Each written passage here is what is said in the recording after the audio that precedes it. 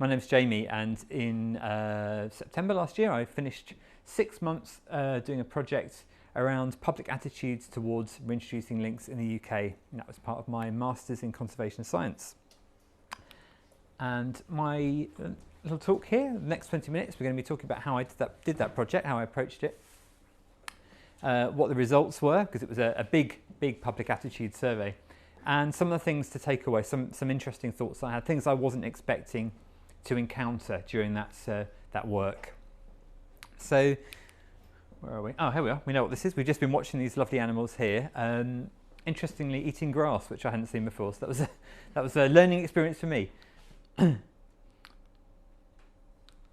pointing at the wrong thing, aren't I? Right. Okay. So, what I wanted to do with this project was get as many people as I could get in touch with to give their views on whether lynx should come back to the UK.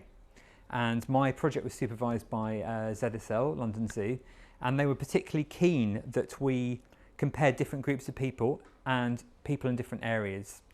We suspected strongly that if you were a sheep farmer, you'd be less excited about having lynx back on your doorstep than perhaps a conservationist. But what did dog walkers think? What do foresters think? What do people living in urban environments think? And we also wanted to compare an area where we thought lynx would be more likely to be reintroduced. We talked this morning, and Alan referred to the fact that there are potential spaces in Scotland for around 400 of these animals in the Highlands. I wanted to compare the views of people in the Highlands with people in the Forest of Dean, which is a rather unlikely area. It's a wooded area, obviously, but surrounded by roads, by people, houses, development. So we wanted to balance up the views of people who perhaps worked the land a little bit more, who were in a rural setting. They relied on the land for their living, rather than people in the Forest of Dean who perhaps didn't. So there's a few issues when you're trying to gather public opinion. It's obviously very easy to set up a questionnaire on the internet on SurveyMonkey, which is what I did in the end, and you can get huge numbers of people coming to that through social media and through the little bits of local media coverage I got around Forest of Dean and in Scotland. But one issue you have is that you get something called selection bias, which means that the only people who feel strongly enough to fill in your survey tend to be, actually, as it turned out, quite a lot of conservationists who somehow were linked through social media indirectly, or obviously very pro-lynx as we are here. And then, of course, you've got people from the other end of the scale who are some of the farmers I tried to get in touch with online, and they obviously have very strong views the other way.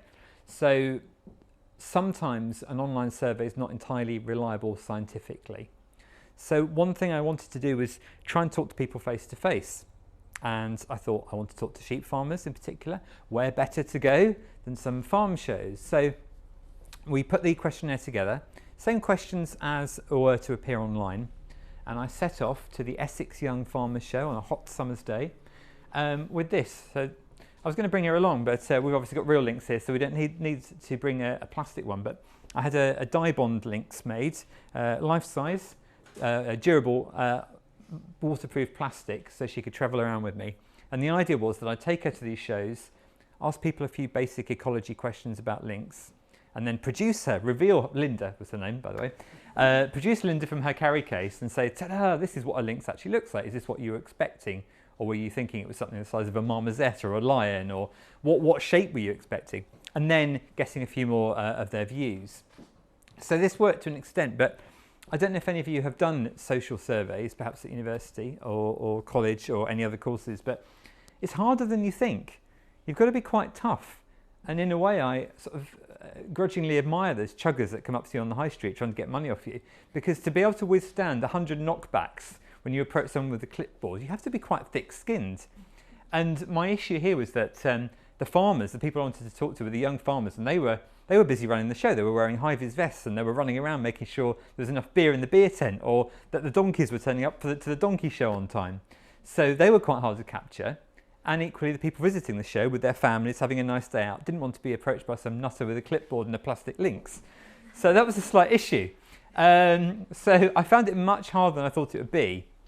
And Linda was also, she also presented her own problems. So I think the last person I spoke to was this rather horrified looking middle-aged lady who started backing away from me as I was reassuring her, desperately trying to say, look, lynx, they've never been known to attack anyone. They're perfectly safe animals.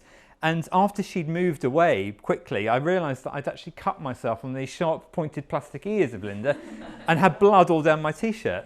So perhaps disproving my point. So Linda was retired after that. So I went to another show, and so these people were quite friendly. So what was interesting as well about trying to do surveys at farming shows is that they don't want people coming in annoying people that have paid the ticket to enter the show. So a lot of them were quite reluctant to have me. But the Fife show were lovely, and they're based just outside Cooper in Scotland. And they were very friendly, and luckily, perhaps for my benefit, they'd lined up all the sheep farmers in one place in little fenced areas, because the farmers were showing their sheep actually, and they were waiting for the judges to come round. So all the farmers and the sheep were all looking their best, all brightly polished, all farmers and sheep. And here we are. This is Monbiot's White Plague. So the lovely little rabbit-eared sheep here, and this, which I thought was an actual colour of a sheep, but it's not. They paint them to make the faces look blacker. So that's actually sort of orange paint on the sheep. And on this occasion, I did get to talk to a few more people, luckily, because the farmers were penned in and couldn't run away. So I got about 24 surveys filled in, so I was quite happy with that, because although it was a smallish number, they were the actual people I wanted to talk to. And a few interesting issues came up. And obviously, you know, perhaps for some of us, we want to be taking over 50% of the world, you know, as Peter was saying this morning, wiping out these people that live in the Highlands, clearing them and just opening it to wildlife. No more people, no more sheep. But actually, it was interesting to hear their views and get a bit more personal with them, and actually start talking to a real farmer and find out why they do what they do, how they feel, how they respond to things like this. And I know that in Europe, where there have been large carnivore reintroductions, there are compensation schemes. So if your sheep is taken by a wolf or a lynx, we know this is less likely, you get given a wad of cash. And what the farmers were saying to me, and several said this, was that a wad of cash is completely useless when you've got quite valuable stock that you and your families have been breeding for generations, and you've got the perfect, you know, DNA genetics in this little animal, and the animal's taken away and someone comes and gives you a wad of cash. There's not really a replacement. You can't easily replace some of this stock, especially if it's bright orange. So that was interesting, and it was nice to actually chat to them and get their views. And there's a few other points they made which I'll come back to shortly, involving eagles. So back to the online survey, just to explain what it was about. I don't expect you to read this, but there were two parts to it. The first bit was talking about, did people know basic lynx ecology? Did they know that it was a type of cat? Did they know that what it looked like or what it ate? As I was saying, I'm surprised to find they now eat grass. Are they dangerous to people, and where do they live?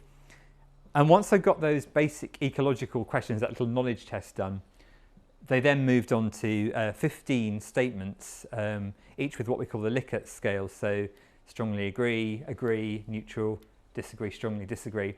And they would be things like, I believe that lynx would be dangerous to the rural economy, or I believe that lynx would attract people to visit the countryside. I believe that lynx would eat my dog, this sort of thing. So at the end of the survey, I was able to balance up people's level of knowledge with their attitude, which was interesting. So 611 people filled it online, which I was thrilled by. I wasn't expecting that many responses. And I added these results to the surveys I got for the Fife show, not the Essex show, that was just a pilot.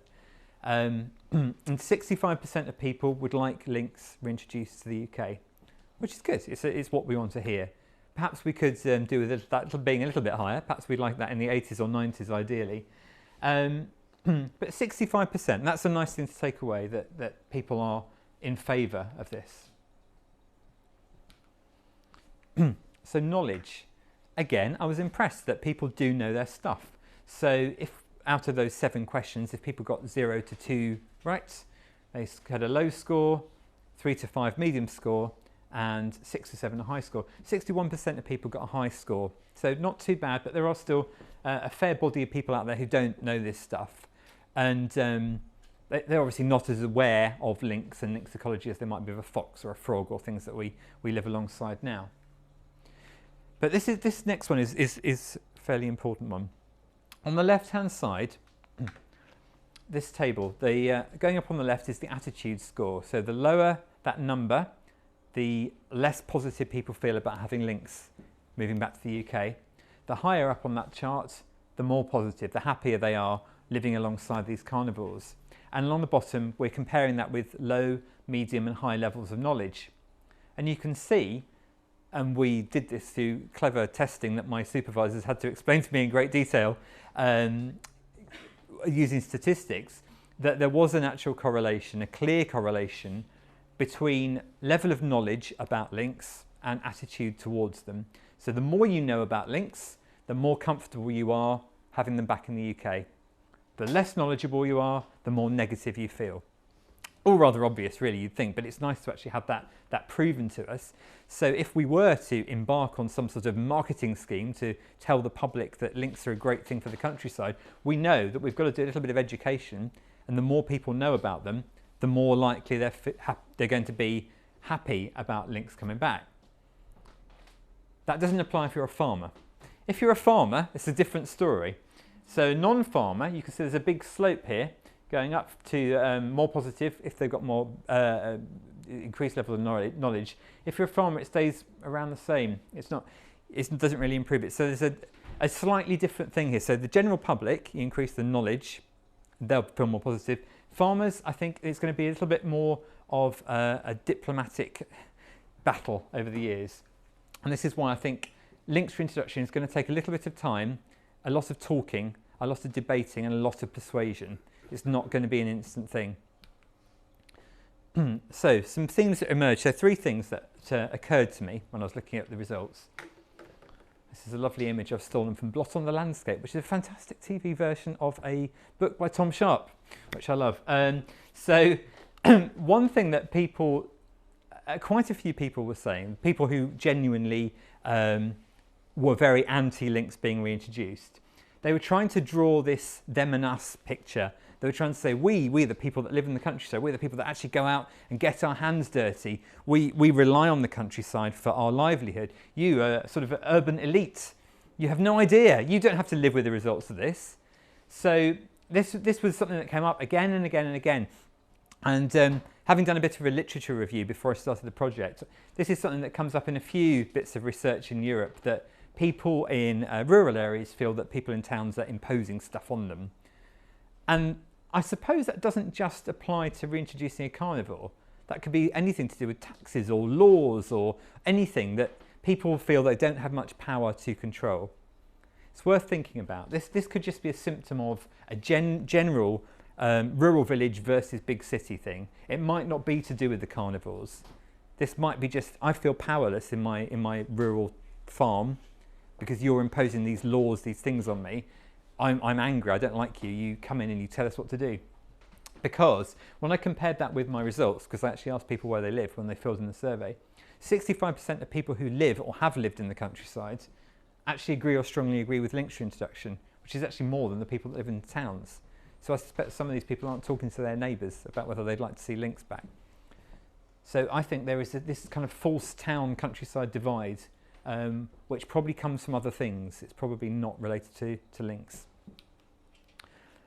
This little bird also had a bit of an effect. So this is the 30th anniversary this year, actually, of Whitetailed Eagles being brought back to Mull. Fantastic. I'm going up there next week to see them. And if you're not familiar with this bird, it's known as the flying barn door because its wingspan is that massive. And what was interesting here was this bird came up again and again and again in my survey results in the comments section. And there's a feeling, this kind of feeling that people have in parts of Scotland that they are taking lambs. And I think this goes back a long way. It goes back hundreds of years beyond our efforts to bring this bird back. I was sitting in the B&B after having been to the Fife show, talking to one of the other B&B guests over breakfast. She was a little old Scottish lady, and she was appalled by the idea that I might want to bring a vicious carnivore back. And for some reason, she then got onto the subject of eagles and started singing to me an old Crofters song about an eagle flying off with a baby. And I think most of us would suspect that this probably wasn't something that happened regularly, if at all. But the effect of bringing back this large carnivore has coloured some people's views, I think, and it's perhaps made some of us conservationists more determined to bring lynx back, and it's made some people at the other end of the scale in the farming community more determined that they don't want lynx on their patch. And final thing that occurred to me was that I also spoke, as well as speaking to individuals, I thought it might be worth having a chat with various organisations. I should have phoned Peter, shouldn't I, at Wildwood. But I was comparing views from different organisations, and as well as speaking to conservation charities, so RSPB, Scottish Wildlife Trust, people who are quite warm to the idea. I spoke to those who you might not think were very warm to it, and I was right. So National Farmers Union for Scotland, landowners associations in England and Scotland, Ramblers Scotland to an extent. And what they were trying to, what they said in a lot of their statements was things like, why would you put all this money into bringing back an animal that's not here when we've got these species that are vanishing? We've got, you know, red squirrels, pine marten, capercaillie, black grouse, all in trouble, wildcats. This is a waste of millions of pounds. Why aren't you actually focusing on these species? But the problem was, having done my little literature review before my project, there's paper after paper that says, you bring back this animal, and we've mentioned this so many times today, it has an effect on everything in the food web. And there is something that I've read, I forget which country it was now, but bringing back lynx displaced foxes and allowed, I think it was hazel grouse, capercaillie to actually recover their populations. So we could actually help these threatened species by bringing back lynx. Another thing I found interesting was lynx driving down numbers of roe deer, which means that forests can regrow at levels that nightingales like. So there's all these benefits, and these people aren't taking this into account. But obviously this is just kind of this is just looking at the surface of what they're saying. There's lots of depths and politics to this. So NFU are saying these things because they want to be seen by their members as representing their members, and it's black and white. There's no grey area in the middle. They want to be seen as a powerful organisation that are looking after their members' interests. They're not going to read into all this. They're just going to make some sort of blanket statement saying, don't bring this back, our farmers won't like it. GWCT, again, we know that they have hunting interests. They might have a slightly different view, but they are representing hunters. And Ramblers Scotland, they were a bit more keen, to be fair, on them, but slightly wary, and I think probably just copying some of these other statements. So that was three interesting things I pulled out of that particular research. So my thesis is online. It's on the Imperial College Conservation Science website. And even if you don't find that interesting, you'll find the reference section fascinating, because I did a lot of reading around rewilding and the science of it. And there's some very interesting papers listed at the back of my research. Also, all the other students from my year have had their theses published online, and in previous years as well. So lots of interesting stuff there if you're thinking about doing a master's in conservation science. There's a lot of interesting food for thought, because certainly the course that I did, you have to think quite early, what am I going to do with my last 6 months? What should I do as my project? And you might get some good inspiration from those. So thank you all very much for listening. Thank you.